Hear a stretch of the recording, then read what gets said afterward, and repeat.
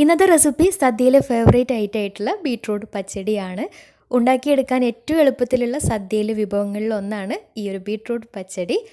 അപ്പോൾ ഇന്നലെ സദ്യ special പുളിശ്ശേരിയുടെ recipe upload ചെയ്തിട്ടുണ്ടായിരുന്നു. അപ്പോൾ കാണാത്തവരുണ്ടെങ്കിൽ ഒന്ന് കണ്ടു നോക്കുക. ഞാൻ അതിൻ്റെ ലിങ്ക് ഡിസ്ക്രിപ്ഷൻ ബോക്സിലും കൊടുക്കാം, അതുപോലെ തന്നെ എൻഡ് സ്ക്രീനായിട്ടും കൊടുക്കാം. അപ്പോൾ കാണാത്തവരുണ്ടെങ്കിൽ ഒന്ന് കണ്ടു നോക്കണേ. അപ്പോൾ എങ്ങനെയാണ് ഈ ഒരു ബീട്രൂട്ട് പച്ചടി തയ്യാറാക്കുന്നതെന്ന് നോക്കാം. അതിന് മുന്നായിട്ട് ചാനൽ സബ്സ്ക്രൈബ് ചെയ്യാത്തവരുണ്ടെങ്കിൽ ഒന്ന് സബ്സ്ക്രൈബ് ചെയ്യാൻ മറക്കരുത്. തൊട്ടടുത്തുള്ള ബെല്ലൈക്കണും കൂടെ ഒന്ന് ക്ലിക്ക് ചെയ്താൽ പുതിയ വീഡിയോസിൻ്റെ നോട്ടിഫിക്കേഷൻസ് ഒക്കെ പെട്ടെന്ന് തന്നെ കിട്ടുകയും ചെയ്യും. അപ്പോൾ പച്ചടി തയ്യാറാക്കി എടുക്കാൻ വേണ്ടിയിട്ട് ആദ്യം തന്നെ മീഡിയം സൈസിലുള്ള 2 ബീട്രൂട്ട് ഇതുപോലെ ചെറുതായിട്ട് ഗ്രേറ്റ് ചെയ്തെടുത്തിട്ടുണ്ട്. ഗ്രേറ്റർ ഇല്ലയെന്നുണ്ടെങ്കിൽ ചെറുതായിട്ട് കൊത്തി അരിഞ്ഞെടുത്താലും മതിയാവും. ഇനി ഇതൊരു മൺചട്ടിയിലേക്ക് ഇട്ട് കൊടുക്കുന്നുണ്ട്. മൺചട്ടിയിലാണ് ഞാനിപ്പോൾ വേവിച്ചെടുക്കുന്നത്. സാധാരണ ചട്ടിയിലായാലും കുഴപ്പമൊന്നുമില്ല. എന്നിട്ട് ഇതിലേക്ക് പാകത്തിന് 1/2 ടീസ്പൂൺ ഉപ്പും കൂടെ ചേർത്തിട്ട് നന്നായിട്ടൊന്ന് മിക്സാക്കി എടുക്കാം.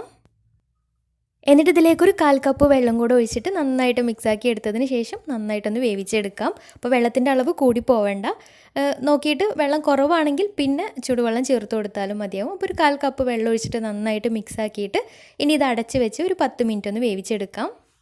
അപ്പോൾ ബീട്രൂട്ട് വെന്ത് വരുന്ന സമയം കൊണ്ട് ഇതിലേക്ക് ഒരു അരപ്പ് റെഡിയാക്കി എടുക്കണം. അപ്പോൾ അതിന് വേണ്ടിയിട്ട് ഒരു മിക്സിയുടെ ജാറിലേക്ക് ആദ്യം തന്നെ 1/2 കപ്പ് തേങ്ങ ചിരകിയത് ചേർത്ത് കൊടുക്കാം.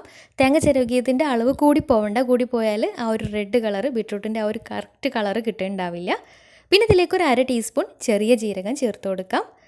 കൂടെ തന്നെ എരിവിന് ആവശ്യമായിട്ടുള്ള ഒരു 3 പച്ചമുളക്, പിന്നെ ഒരു 4-5 കറിവേപ്പിലയും കൂടി ചേർത്തിട്ട് ഇത് നന്നായിട്ടൊന്ന് അരച്ചെടുക്കാം. അപ്പോൾ ഏകദേശം 10 മിനിറ്റ് ആയപ്പോൾ നമ്മുടെ ബീട്രൂട്ടൊക്കെ നന്നായിട്ട് വെന്ത് വെള്ളമൊക്കെ വറ്റി നന്നായിട്ട് വെന്ത് കിട്ടിയിട്ടുണ്ട്. ഇനി ഇതിലേക്ക് അരച്ച് വെച്ചിട്ടുള്ള ഈ ഒരു തേങ്ങയുടെ അരപ്പ് ഇതിലേക്ക് ചേർത്ത് കൊടുക്കാം. ഞാൻ അരച്ച് കൊടുക്കുന്ന സമയത്ത് 2 ടേബിൾ സ്പൂൺ വെള്ളം ഒഴിച്ചിട്ടാണ് തേങ്ങ അരച്ചെടുത്തിട്ടുണ്ടായിരുന്നത്. തേങ്ങ ചേർത്തതിന് ശേഷം മിക്സിയുടെ ജാറിലേക്ക് ഒരു 2 ടേബിൾ സ്പൂൺ വെള്ളം കൂടെ ഒഴിച്ചിട്ട് ഒന്ന് ചുഴറ്റിയിട്ട് ഇതിലേക്ക് ഒഴിച്ചു കൊടുക്കുന്നുണ്ട്.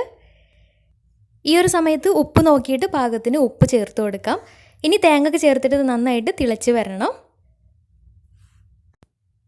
അപ്പോൾ തേങ്ങ ചേർത്ത് നന്നായിട്ടൊന്ന് തിളച്ച് വന്നാൽ ഇനി ഇതിലേക്ക് ഒരു 1/4 കപ്പ് തൈര്, അധികം ഭയങ്കര പുളിയില്ലാത്ത തൈരാണ് കേട്ടോ, ഒരു മീഡിയം പുളിയുള്ള തൈരാണ്.